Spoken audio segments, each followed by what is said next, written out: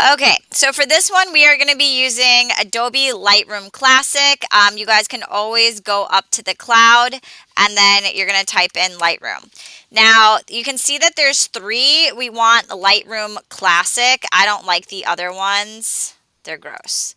So, let's make sure that we can open that and open.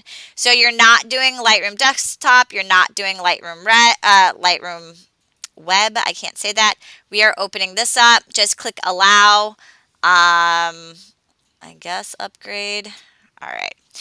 Okay, so again, Lightroom Classic is kind of a combination between Bridge, Photoshop, Camera Raw, all that fun stuff. So I'm going to be showing you guys how we're going to use this for editing of our manual mode photos.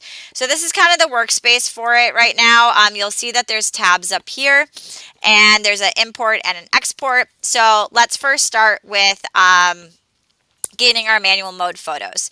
So if you have not done so already, you want to make sure that you have made a digital photo 2 folder. And, so make it somewhere on your desktop. I'm going to call it Digi Photo 2. And then within your digital photo 2, we're going to create a new folder and we're going to call this manual mode practice. Okay, so within your manual mode practice, you should have all the photos that you took yesterday. And that should be about 20 photos, I want to say. So I'm just going to select them, drag them into here, take those, drag them into there, and then we should be good. Okay, so what's great about this program is it gives you the ability to quickly go through, quickly view, quickly rank your photos as well. So again, when you're taking lots of photos, sometimes it's hard to like view them through, where you have to like click on it, look at it. It's just kind of annoying. So let's do that all in Lightroom Classic. So the first thing that I'm going to do is import. You can click import there, or you can go to file, import photos and videos. They're the same, so it doesn't really matter. What I'm going to do is I'm going to go to my Macintosh. I'm going to go to my users, and you're just going to keep kind of clicking on these little arrows. So I know that I made a digital photo 2 folder and manual mode practice. So this is the one that I'm going to want to click on, and then all of them should appear up here. So you can see that there's check boxes by all of them. You can uncheck all if you want to and then go through and select, but I'm just going to have it select all of the ones that I did, and then you're going to click import, which is right down here. So now it's going to import my files into Lightroom. So now I'm able to go through and I'm able to look at them. So one of the things that you can do if you want is as you're going through these photos, you can rank them. So this is a pretty good photo, so I could do a 5. As I'm going through these, I could say, all right, which one? Okay, definitely not that one, but maybe this one, that's my 5. So if you want, you can go through and you can rank. And then what you do is you can always go to view, and then you could do sort, and then you could do by rating, and then it'll show you like just all the 5 stars or all the 4 stars, whatever. So, or just knowing that these are, the best of these. So like I like that one. When it comes time to editing, then you can, do that. The other option and thing that you should actually look at is when you turn in the contact sheet, I will have marked your best ones. So if you just want to import the 5 that I chose, then that's an option as well. But I just want to give you guys like the brief synopsis of Lightroom so you guys know. Okay. Yeah. Yes. So let's say that I'm going to start with this one, okay? So library means it's just looking at something, okay? Develop is where we start to actually edit our photos, all right? So the first thing that I want to do is we are going to still be hanging these up in the hallway, so I want to crop it. You can crop in Lightroom. So I'm going to click on crop. Where it says original, you're going to click on this, and we're going to do enter custom. And for this, I'm going to do 10 inches, or I can just do 10 by 7.5 because we know that that's our standard, and I'm going to click OK. So then I can, move this however I want, and then once I like it, I'm just going to hit enter, and it's going to crop it, all right? So that little crop button was right here. The next thing that I'm going to do for the first photo, and if I go here, so again, I'm just kind of going through this. So I just did the crop. We're just going to do a basic edit. So I just want you to get used to using Lightroom. And so first, I have white balance. So if I want to adjust my white balance at all, I can. All right. I usually keep this where it's at though. Um, Exposure. So this is like my levels. All right. So you can go ahead and start to adjust. Highlights. Nope, definitely not. Shadows. I kind of like taking the shadow down a little bit. My whites. Do I want to push my whites? I never want to overblow it. And maybe that. Now, texture, clarity, and dehaze. This is kind of like on Instagram where you can make it a little sharper. You can play with this. So I actually kind of like bringing my texture up a lot, especially because now I can see the texture in the shell. I can see the texture in the fabric a little more. So go ahead and you can play with the presence and then vibrance. Do I want to make this a little more saturated or not? So you can play with that, and then you can play with saturation. So I think that that looks pretty good. For my first photo, that's it. I'm done. I'm going to move on to the next photo. Now, how do I know that I edited this photo? Right here, you're going to see these little icons. It means that you have added stuff to your photo. All right. So I'm going to do this for the next one. So for this one, if I go to my instructions, I'm now going to do black and white. So again, I'm going to start by cropping. Again, I can go to enter custom. I wasn't sure if it kept it, but I guess it doesn't. So this one's 10 by 7.5. So again, I just click OK, and then I'm going to hit enter. Now, I have a bunch of ones that I've downloaded. I'm going to give you guys them eventually. But what you guys should have automatically in Lightroom are these presets. So presets are on the left side of the computer. So I'm going to click BW. And what a preset is it basically these photographers have been like done all these edits in Photoshop, and then they've saved all the edits, and then basically it applies all the edits that these photographers made in Photoshop to your photo. So I'm just going to start to scroll down, and I'm going to see which one I like the best. I kind of like that punch one. That's kind of nice. So, you can go through, see which one you like. Maybe the sepia tone's not bad. That one, the split is kind of nice too. But I think I like the punch. So I'm going to click on the punch. Then what you're going to do is you are going to go down to lens correction. And then, hold on. You're going to click on manual. And then I'm going to go to amount. So this photo has a lot of black around it, so you can't see. But basically, it's going to add a vignette to your photo. All right. Once that is done, then you can always go back up. And if you want to adjust your exposure some, you can.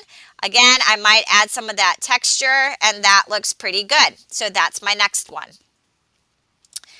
All right. So I just did that. I did the effects. And we were, all right, I'm going to just say, note, you might have to select manual. Okay, it didn't do it otherwise. All right, next is color grading. So color grading is very much like color balance in Photoshop. So let me pick up this guy. All right, so again, I crop it. I go original. I do enter custom. You know what? Does it automatic? Oh, okay. So if you just go back to custom, then it knows to go back to that. All right. So what's fun about this? So I'm going to go down to color grading. So this is exactly like color balance. So I'm going to say, okay, those blues are kind of cool. Maybe I'm going to add some more. Ooh, I kind of like that. That kind of looks great for my shadows. And then these are my highlights. So like what kind of looks good with my highlights. So you can kind of just move it around to see. I kind of like that. So maybe that looks good. Then once that's done, again, you can always go back. You can always adjust to whatever, so that looks kind of nice. So because that was distracting, right? I can see the classroom in the back. But if I just increase that contrast, I've just made that kind of go away. I know I'm definitely going to want to add some texture to this one and then some clarity, so that looks nice. And then again, if you want to add the vignette, you can. So we're going to kind of be like building off one another. So again, that looks good to me. Let me open up, all right, ooh, good angle there. That looks really nice, cool. All right, so this is gonna be my next one. So the next one is tone curve. So tone curve can get a little confusing, and we're gonna start with the colors first, and then we're gonna do overall. So what I mean by that is, again, we're gonna go here, we're gonna go to custom, we have, I lied, it doesn't want to do it anymore. Too good to be true. That's all right. Okay, so there we go. All right, so for tone curve, don't start with this guy. I'm going to first start on my red. So what you want to do here is you can play around with where you want things to go on this curve, okay? So this is my red and blue. So it might go down a little bit, might go up into the red. So a lot of photographers usually like to go into those blues a little bit. So I'm going to kind of keep it there. Now let me go to the greens and the pinks and see which looks good next. And sometimes it's not going to be much. Sometimes it's just going to be a little bit. And then I know I definitely want to increase those blues. So just a little bit right there. That looks good to me. Then once that's done, now you click on the wiggly squirrel. Not squirrel, swirl. The wiggly swirl. Okay, and then what you're going to do, this is just like my levels in Photoshop. So, but what you can do is you can go in and you can adjust. You can adjust this curve kind of however you want, but it's also giving you like, hey, stay within this range as you're, going through this. So I like moving it up a little bit because I think that pops those little highlights there. But now, I am losing a little bit there. So let's see if I bring that down, if that's going to do anything. And if that's getting a little too confusing, then this, you can also have... So you can kind of just see how it's working. So I might actually do something a little more like this because I don't want to get rid of that texture there. But then what I can do is I can increase that texture, I can increase the clarity, and then I can change my exposure or my contrast a little bit as I go throughout. So I'm doing some little crazy things here, but I don't know. It's kind of looking artistic, and I kind of like that.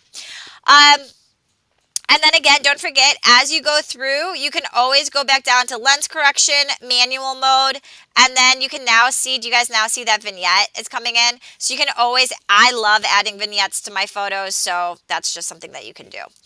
All right, and then my last one, let's say I'm going to do this. So tone curve. So tone curve is like hue saturation in Photoshop. So let me get tone curve up. So again, these all just oh wait, no, I already did that. What's my last one? Did I already do them all? Oh, color mixer. Sorry, I forgot to change the name of that. Hold on. Color mixer. Okay, there we go. Okay, so for color mixer, yeah, all right. So for color mixer, if you just go to mixer, I like to go to all just so that I can see them all at the same time. So right now I can tell there's a lot of red in this photo. So how do I want to adjust that red, right?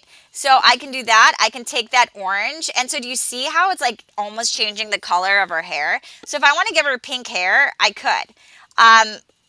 So it basically concentrates. There's like no green in here. I can tell her eyes are blue. So do I want to pop her blue eyes to teal? Yeah. So, this would be good on the ones from the dolls or the lobsters because we have those crazy colors in there.